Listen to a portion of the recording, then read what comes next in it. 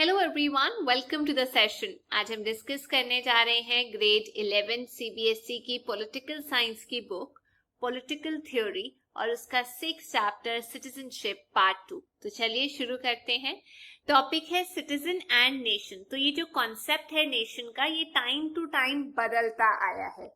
जो सबसे पहली डेफिनेशन थी जो रेवोल्यूशनरीज ने दी थी फ्रांस के अंदर 1789 में, जब उन्होंने अपने देश को आजाद किया था, वो ये था कि एक नेशन जो इंडिपेंडेंट होता है और वहां के लोगों को जो डेमोक्रेटिक राइट्स मिलते हैं वो बहुत इंपॉर्टेंट होते हैं एक नेशन के लिए।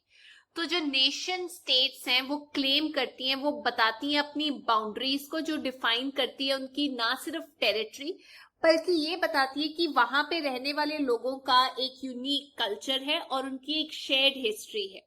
तो जो नेशनल आइडेंटिटी है वो ज्यादातर सिंबल्स का यूज करके प्रोजेक्ट की जाती है, जैसे फ्लैग हो गया देश का, नेशनल एंथम हो गया, नेशनल लैंग्वेज हो गई, या कोई सेरेमनी हो गई, सेरेमोनियल प्रैक्टिस हो गई, या बाकी चीजें, जिससे नेशनलिज्म पेट्रियोटिज्म झलकता है।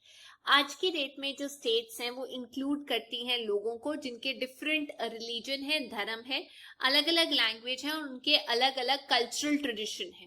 पर जो नेशनल आइडेंटिटी है जो एक डेमोक्रेटिक स्टेट देता है वो एक्चुअली प्रोवाइड की जाती है सब सिटीजन्स को, जो उनको एक पॉलिटिकल आइडेंटिटी देता है जिसकी वजह से सब लोग जो है स्टेट के बराबर तरीके से ट्रीट किए जाते हैं। जो डेमोक्रेटिक स्टेट्स हैं, कंट्रीज हैं, वो यूजुअली डिफाइन कर देती हैं अपनी आइडेंटिटी, जिससे लोग अपने आप को डिफाइन कर सके, अपने आप को एसोसिएट कर सके जब वो किसी को बता रहे हैं कि हम इस नेशन का हिस्सा हैं। बट एक्चुअल प्रैक्टिस में ये होता है कि काफी ज्यादा जो कंट्रीज हैं जब वो डिफाइन करती हैं, बताती हैं कुछ अपनी आइडेंटिटी के बारे में, उससे दो फायदे होते हैं। सबसे पहला ये कि लोग एसोसिएट कर पाते हैं अपने आप को उस आइडेंटिटी के साथ, डिफाइन कर पाते हैं, जिससे वो बाकी लोगों से अलग दिखते हैं। तो हम ये कह सकते हैं कि जब कोई आइडेंटिटी मिल जाती है स्टेट को, इससे एक तो वो सिटीजनशिप एक्सटेंड कर सकती है कुछ लोगों को, लेकिन प्रॉब्लम ये आती है कि वो कुछ ही लोगों को डिफाइन करती है सिटीजनशिप, कुछ लोगों को नहीं दी जाती है। अब अगर हम बात करें यूएस की, यूनाइटेड स्टेट्स ऑफ अमेरिका, जो गर्व महसूस करता है अपने आप को ये बोलने के लिए कि वो एक कंट्री है इमिग्रेंट्स की, वैसे ही कुछ अलग अलग कंट्रीज अपने अपनी डिफाइन करते हैं आइडेंटिटी। जैसे फ्रांस की बात की जाए तो वो एक कंट्री है जो क्लेम करती है कि हम सेकुलर हैं, मतलब सब धर्मों को मानते हैं, और हम इंक्लूसिव है। इंक्लूसिव का मतलब हम सब लोगों को बीच में साथ में लेके एसिमिलेट करके फिर चलते हैं, मतलब आप एक्सक्लूसिव नहीं हो, अलग नहीं हो, सब साथ में रहते हैं।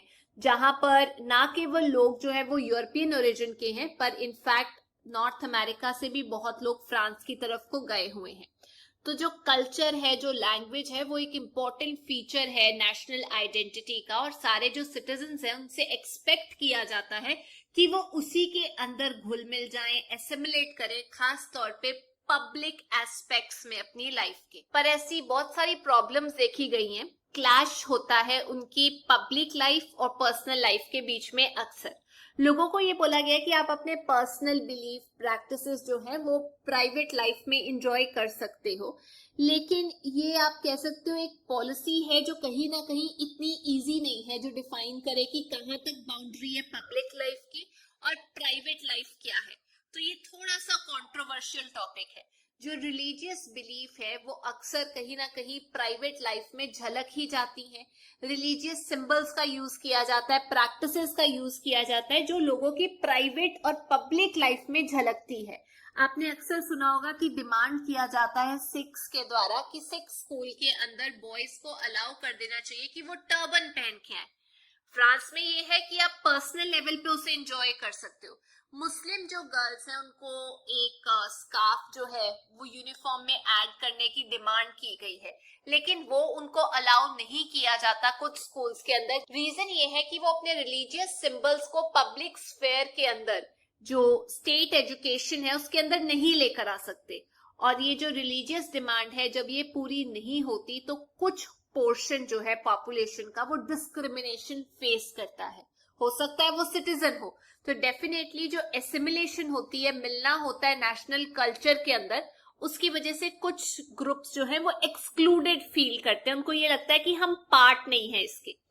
सो जो क्राइटेरिया है जिसमें ग्रांट की जाती है सिटीजनशिप नए लोगों को, वो कंट्री टू कंट्री वेरी करता है। जैसे अगर मैं बात करूं इजराइल या जर्मनी की, वहां बहुत सारे फैक्टर्स होते हैं, रिलीजन, एथनिक ओरिजिन, जिसको प्रायोरिटी दी जाती है जब सिटीजनशिप दी जाती है। जर्मनी के अंदर एक डिमांड आ रही है बार बार बाय टर्किश वर्कर्स जो वहां पे इतने टाइम से काम कर रहे हैं। वो लोग ये कह रहे हैं कि हमारे बच्चे जिनका जर्मनी में बर्थ हुआ है, जर्मनी में बड़े हुए हैं, कम से कम उनको तो ऑटोमेटिकली सिटीजनशिप मिल जानी चाहिए। लेकिन ये इशू अभी भी डिबेटेबल है। ऐसे काफी सारे एग्जाम्पल्स हैं जहां रिस्ट्रिक्शंस लगाई जाती है सिटीजनशिप ग्रांट करने के लिए। इवन डेमोक्रेटिक कंट्रीज के अंदर जो प्राइड करती हैं, जो गर्व महसूस करती हैं कि हम लोग जो हैं बहुत ज्यादा इंक्लूसिव हैं। इंडिया जो अपने आप को बोलता है एक सेकुलर, जो सारे धर्मों को मानता है, डेमोक्रेटिक नेशन स्टेट। जो मूवमेंट हुई थी जब इंडिपेंडेंस हुई थी इंडिया की, उसमें बहुत सारी डिबेट चल रही थी, अटेम्प्ट्स किए गए थे कि जो रिलीजियस डिफरेंसेस है, रीजन के डिफरेंसेस है, कल्चर के डिफरेंसेस है, उसे हटा दिया जाए। हमने ट्राई किया, लेकिन फिर भी पार्टीशन हो गया था, ब्लडी पार्टीशन, जो बहुत दुखदाई था 1947 के अंदर, क्योंकि थोड़े डिफरेंसेस आ गए थे मुस्लिम लीग के साथ जो रिजॉल्व नहीं हो पाए थे। तो इससे जो हमारे इंडियन नेशनलिस्ट लीडर्स हैं, उन्होंने शपथ ली, उन्होंने ये सीखा कि अब हम मेंटेन करेंगे secular character, inclusive character India के नेशन का, जो इंडिया के सब लोगों को बांध के रखेगा और India as a nation state को बिल्ड करने में हेल्प करेगा। तो यही जो गुण है, यही जो चीजें हैं, ये लिखी गई हैं हमारे कॉन्स्टिट्यूशन के अंदर भी, जो supreme law of the land है। इंडिया का जो कॉन्स्टिट्यूशन है जब वो बन रहा था उसको बहुत लंबा टाइम लगा था, ऑलमोस्ट 2 years 11 months 18 days लगे थे। बहुत सारी डिस्कशन डिबेट हुई थी और फाइनली ये डिसाइड किया गया था कि इंडिया जो कि एक डाइवर्स सोसाइटी है, उसके लोगों को एडजस्ट किया जाएगा, एकोमोडेट किया जाएगा। कुछ जो डाइवर्सिटीज हैं उनमें लोगों को फुल और इक्वल मेंबरशिप दी गई, उन ग्रुप्स को। खास तौर पे जैसे मैं बात करूं शेड्यूल कास्ट की, शेड्यूल ट्राइब की, विमेन जो पहले कुछ राइट्स, कुछ प्रिविलेजेस एंजॉय नहीं करती थी, कुछ रिमोट कम्युनिटीज जो अंडमान निकोबार आइलैंड में रहती हैं, जिनका मॉडर्न सिविलाइजेशन से कोई लेना देना नहीं है, कुछ ही कांटेक्ट है, उनको परमानेंटली सिक्योर्ड पोजीशन प्रोवाइड की गई। अटेम्प्ट भी किया गया कि डिफरेंट लैंग्वेजेस, रिलीजन, प्रैक्टिसेस को अलग तरीके से जगह प्रोवाइड की जाए, इंपॉर्टेंस प्रोवाइड की जाए, और ये भी ध्यान रखा जाए कि लोगों को इक्वल राइट्स मिलने चाहिए और कोई भी पर्सनल बिलीफ किसी के ऊपर इम्पोज नहीं करनी चाहिए। उनको हक होना चाहिए कि वो पर्सनल बिलीफ, लैंग्वेज, कल्चर को प्रैक्टिस कर सके। लेकिन ये इन इटसेल्फ इतना यूनिक एक्सपेरिमेंट था जो हमने अंडरटेक किया था अपने कॉन्स्टिट्यूशन को बनाते हुए। काफी हद तक हम खड़े भी उतरे हैं। जैसे अब आप रिपब्लिक डे परेड में देखते होंगे दिल्ली में, वो सिंबलाइज करता है, एक अटेम्प्ट करता है कि सारे स्टेट्स की जो झांकियां हैं डिफरेंट रीजन की, कल्चर की, वो आपको दिखाई दे। ये जो प्रोविजन है सिटीजनशिप के बारे में जो बात कर रहे हैं हम इस चैप्टर के अंदर, उसका एक अलग पार्ट है हमारे कॉन्स्टिट्यूशन के अंदर, पार्ट 2, ये याद रखना। और टाइम टू टाइम पार्लियामेंट ने कानूनों में बदलाव किए हैं जैसे जैसे रिक्वायरमेंट पड़े। जैसे जो कॉन्स्टिट्यूशन है उसने ये अडॉप्ट किया था कि डेमोक्रेटिव और इंक्लूसिव जो नोशन है सिटीजनशिप की वो होनी चाहिए।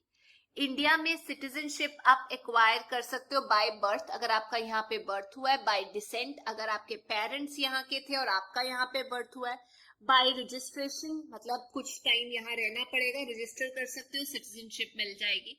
बाय नेचुरलाइजेशन कहने का मतलब आपने कोई ग्रेट अचीवमेंट की है किसी फील्ड में तो आपको सिटीजनशिप मिल जाती है। और बाय इंक्लूजन ऑफ टेरिटरी, मतलब कोई ऐसा हिस्सा जो इंडिया का पार्ट बन गया है तो ऑटोमेटिकली अगर आप वहां रहते हो तो आपको इंडिया की सिटीजनशिप मिल जाएगी। तो जो राइट्स और ऑब्लिगेशंस एक सिटीजन के पास होते हैं उन सबको लिस्ट किया गया है कॉन्स्टिट्यूशन के अंदर। एक प्रोविजन भी बनाया गया है कि जो स्टेट है वो डिस्क्रिमिनेट नहीं करेगा कंट्री, कानून, डिस्क्रिमिनेट नहीं करेगा सिटीजन्स के अंदर on the ground of religion, race, caste, sex, place of birth. किसी ग्राउंड पे लोगों को सेग्रीगेट नहीं किया जाएगा। जो रिलीजियस और लिंग्विस्टिक माइनॉरिटीज हैं उनके राइट्स को प्रोटेक्ट किया जाएगा। हालांकि ऐसे बहुत सारे प्रोविजंस जो हैं वो लिखे गए हैं, लेकिन फिर भी स्ट्रगल होती है, कंट्रोवर्सी होती है, लड़ाई होती है। जो विमेन मूवमेंट थी, दलित मूवमेंट है, लोगों की जो मूवमेंट है जिनको अपनी जगह से डिस्प्लेस कर दिया जाता है, हटा दिया जाता है, उनकी रिजेंटमेंट होती है, वेजेस को लेके लोगों की रिजेंटमेंट होती है, प्रॉब्लम होती है। ये बाहर आती है किसी ना किसी स्ट्रगल की फॉर्म में, जो लोग वेज करते हैं कि यार देखो तुम सिटीजनशिप की बात कर रहे हो, हम लोगों को तो डिनाई की गई है फुल राइट्स जो सिटीजनशिप के साथ आते हैं। स्ट्रगल तो है ना, राइट्स तो नहीं है ना, सिटीजनशिप के साथ राइट्स आते हैं। तो ये जो एक्सपीरियंस है इंडिया ने जो किया है, ये इंडिकेट करता है कि डेमोक्रेटिक सिटीजनशिप किसी भी कंट्री की हो, वो एक इन इटसेल्फ प्रोजेक्ट है, वो एक वर्क इन प्रोग्रेस है। नए इश्यूज कॉन्स्टेंटली रेज होते रहते हैं, सोसाइटी जैसे जैसे चेंज हो रही है, नई डिमांड्स बढ़ती रहती है ग्रुप्स की, जिनको ये लगता है कि हम मार्जिनलाइज्ड हैं, हम इग्नोर्ड हैं, हमें सिटीजनशिप दी गई है बट प्रॉपर राइट्स नहीं दिए गए। तो जो डेमोक्रेटिक स्टेट है, जो डेमोक्रेटिक नेशन है, उनकी ये जिम्मेदारी बनती है कि वो इन डिमांड्स के ऊपर नेगोशिएट करे, उनको पूरा करे। अब एक और डिमांड आ रही है जो हम एक नए टॉपिक में पढ़ेंगे, जो कि है यूनिवर्सल सिटीजनशिप। आप न्यूज में सुनते होंगे रेफ्यूजीज के बारे में, इलीगल माइग्रेंट्स के बारे में। आपके दिमाग में एक इमेज आती होगी, कितने लोग एशिया और अफ्रीका से पेड एजेंट्स के द्वारा स्मगल किए गए हैं यूरोप के अंदर, अमेरिका के अंदर। उनको डेफिनेटली रिस्क है कि वो वापस भेजे जा सकते हैं। एक और सीन दिमाग में आता होगा, फेमीन की वजह से, वॉर की वजह से जब आप लोग डिस्प्लेस हो जाते हो, ऐसी इमेजेस भी टीवी पे आती है। जैसे जो रेफ्यूजीज थे दारफर रीजन के, सुदान के, पैलेस्टीनियंस जो थे, बर्मीज थे, जो बांग्लादेश के जो लोग थे, काफी सारे एग्जाम्पल्स हैं जिनको अपना देश छोड़ना पड़ता है, फोर्स किया जाता है कि तुम रेफ्यूजी बन जाओ अपने खुद के देश में, या उनको भेज दिया जाता है नेबरिंग कंट्री में, डिस्प्लेस कर दिया जाता है। हम एज्यूम करते हैं कि जो फुल मेंबरशिप है एक नेशन की, एक स्टेट की, वो अवेलेबल होनी चाहिए उन लोगों को जो उस देश में ऑर्डिनरी तरीके से रह रहे हैं, काम कर रहे हैं, और साथ ही साथ उन लोगों को जो सिटीजनशिप के लिए अप्लाई करते हैं। पर ऐसी बहुत सारी स्टेट्स हैं, स्टेट्स का मतलब नेशन है, जो सपोर्ट करते हैं idea of universal and inclusive citizenship. मतलब एक क्राइटेरिया फिक्स होना चाहिए ग्रांट करने के लिए सिटीजनशिप, ठीक है। पर वो ये भी बात करते हैं कि यूनिवर्सल होनी चाहिए सिटीजनशिप। हमारे देश में आओ तो हम तरीका फिक्स करेंगे, लेकिन हम ये भी सपोर्ट करते हैं कि भाई यूनिवर्सल होनी चाहिए, इंक्लूसिव होनी चाहिए। ये तो आयरॉनिकल है ना, मतलब एक साइड पे पूरा और एक साइड पे तुम बता रहे हो कि अरे ये सब हमारे कॉन्स्टिट्यूशन में लिखा हुआ है, लॉज ऑफ द कंट्री में लिखा हुआ है, और स्टेट के पास इतनी पावर नहीं है, हम चाहे तो अनवांटेड विजिटर्स को बाहर रख सकते हैं। ऐसा फेस किया है हम लोगों ने। हाउएवर ये सब रिस्ट्रिक्शंस के होते हुए जो हम वॉल्स बना देते हैं, फेंसेस बना देते हैं, फिर भी कुछ ना कुछ माइग्रेशन होती रहती है लोगों की, एक वर्ल्ड के हिस्से से दूसरे की तरफ। लोग डिस्प्लेस होते हैं वॉर की वजह से, परसिक्यूशन की वजह से, फेमीन की वजह से, कोई और नेचुरल डिजास्टर की वजह से। कोई स्टेट, कोई नेशन विलिंग नहीं है कि वो उनको एक्सेप्ट करे, और वो लोग वापस घर भी नहीं जा सकते, क्योंकि अब वो स्टेटलेस लोग बन चुके हैं, जिनका कोई नेशन नहीं है, वो रेफ्यूजीज के तरीके से रह रहे हैं।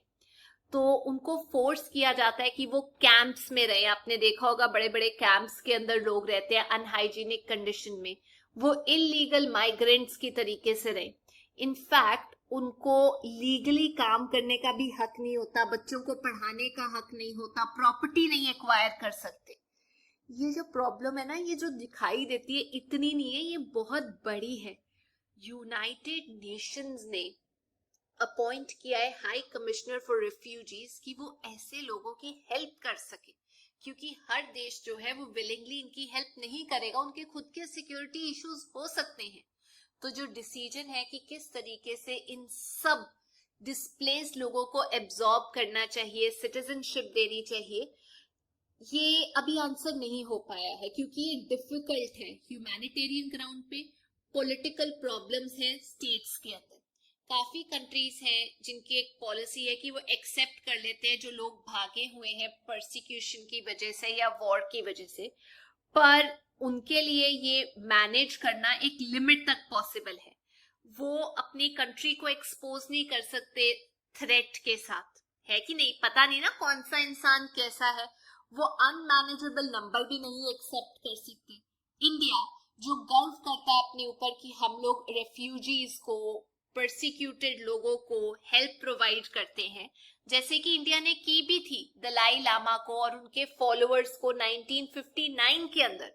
इवन इंडिया के अंदर आज की डेट में नेबरिंग कंट्रीज से, जो बॉर्डर से लोग जो है वो अंदर आते रहते हैं, वो प्रोसेस चल रहा है। काफी लोग अभी भी स्टेटलेस लोग हैं, जनरेशन से ऐसे ही चलता आ रहा है कि वो कैंप्स में रह रहे हैं, इलीगल माइग्रेंट्स हैं। बहुत कम लोग हैं जिनको इवेंचुअली सिटीजनशिप मिल पाई है। तो आप ये सोचो कि कितनी बड़ी प्रॉब्लम है जो डेमोक्रेटिक नेशंस जो हैं जो फेस कर रहे हैं। एक साइड पे राइट्स और आइडेंटिटी दिए जाने चाहिए सिटीजन को, जो सब लोगों को अवेलेबल होने चाहिए, और एक साइड पे वो सिटीजनशिप सबको नहीं दे पा रहे हैं क्योंकि उनको ये लगता है कि ये जो लोग हैं जो बाहर से आए हैं वो एक थ्रेट हो सकते हैं कंट्री को। And the same is true, कुछ लोग जो हैं वो सिटीजनशिप एक्वायर कर सकते हैं किसी जगह की, उनका लाइफस्टाइल, उनकी लाइफ सिक्योर है, लेकिन कुछ जो है एक्वायर करना चाहते हैं पर उनके पास चॉइस ही नहीं है, उनको दिया नहीं जाता और उनके पास आइडेंटिटी के लिए कुछ और एग्जिस्ट करता ही नहीं है। तो ये जो प्रॉब्लम है स्टेटलेस लोगों की, एक इम्पॉर्टेंट प्रॉब्लम है जिसे वर्ल्ड आज फेस कर रहा है। जो बॉर्डर्स हैं स्टेट के वो स्टिल रीडिफाइन किए जा रहे हैं, कम ज्यादा किए जा रहे हैं वॉर्स या पॉलिटिकल डिस्प्यूट की वजह से, जिसकी वजह से जो वहां पर लोग फंसे हुए हैं उन एरियाज में, वो ना तो इधर के रहते हैं ना उधर के, उनको कॉन्सिक्वेंसेस फेस करने पड़ते हैं, घर छोड़ना पड़ता है, पॉलिटिकल आइडेंटिटी लूज करनी पड़ती है, फोर्स किया जाता है कि तुम माइग्रेट करो। तो क्या सिटीजनशिप इन सब प्रॉब्लम्स के सोल्यूशन दे सकती है? अगर नहीं दे सकती तो क्या ऑल्टरनेट आइडेंटिटी है जो आज की डेट में एग्जिस्ट करती है ऐसे लोगों के लिए? क्या हमें ट्राई करना चाहिए, इवॉल्व करना चाहिए एक मोर जेन्युइन सिस्टम जो यूनिवर्सल आइडेंटिटी की तरफ को जाए, या ठीक है कि नेशनल सिटीजनशिप ही होनी चाहिए? तो ये कुछ क्वेश्चंस हैं कि ग्लोबल सिटीजनशिप जो है वो एक्चुअली एग्जिस्ट करनी चाहिए या नहीं। इन चीजों के बारे में डिस्कशन हो रही है। चलो देख लेते हैं एक बार ग्लोबल सिटीजनशिप के बारे में। आप देख रहे होंगे आज की डेट में जो वर्ल्ड है वो इतना इंटरकनेक्ट हो गया है कि जब सुनामी आई थी इंडियन ओशन में और साउथ एशियन कंट्रीज अफेक्ट हुई थी तो बहुत ज्यादा सिंपैथी दिखाई थी दुनिया के लोगों ने। इंटरनेशनल जो नेटवर्क है आज की डेट में वो टेररिस्ट को भी लिंक करता है। ट्रू, सिंपैथी भी थी, टेररिज्म भी प्रमोट हो रहा है। जो यूनाइटेड नेशन है वो काम करने की कोशिश कर रहा है डिफरेंट स्टेट्स के साथ कि वो प्रिवेंट कर सके बर्ड फ्लू और एक सोल्यूशन लेकर आ सके ये जो ह्यूमन वायरल पेंडेमिक है जिसमें लोग मर रहे हैं। काफी काम हो रहे हैं, लोग कोलैबोरेट कर रहे हैं, अच्छे काम भी हो रहे हैं, बुरे भी हो रहे हैं। लेकिन ये जो स्टेटमेंट्स हैं ये क्या बताती है आज के वर्ल्ड के बारे में? वो ये बताती है कि आज की जो दुनिया है वो बहुत इंटरकनेक्टेड है, क्योंकि नए मीन्स ऑफ कम्युनिकेशन आ चुके हैं जैसे इंटरनेट, टेलीविजन, सेलफोन, जिन्होंने एक मेजर चेंज लेकर आई है हमारी लाइफ के अंदर। पहले मंथ्स लग जाते थे कोई न्यूज कहीं से कहीं पहुंचने के लिए, लेकिन आज की डेट में इतनी डेवलपमेंट हो चुकी है कि हम कहीं भी कांटेक्ट कर सकते हैं, हम कहीं पे बैठ के भी डिजास्टर वॉच कर सकते हैं, वॉर्स को ऑब्जर्व कर सकते हैं, ज्यादा टाइम नहीं लगता उसको टेलीविजन पे आने के लिए।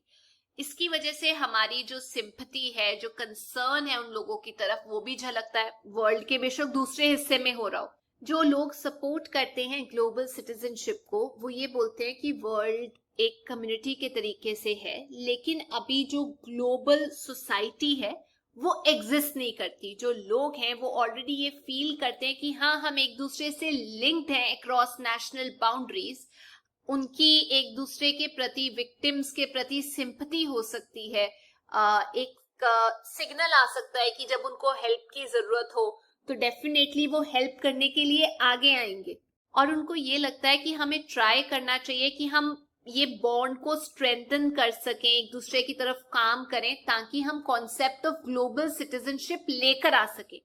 तो ये जो कॉन्सेप्ट है नेशनल सिटीजनशिप, ये एज्यूम करता है कि हमारी जो स्टेट है, हमारा जो नेशन है, वो हमारे को प्रोवाइड करेगा प्रोटेक्शन, वो राइट्स देगा हम लोगों को, ताकि हम एक डिग्निफाइड लाइफस्टाइल जो है उसे अडॉप्ट कर सके आज की डेट में।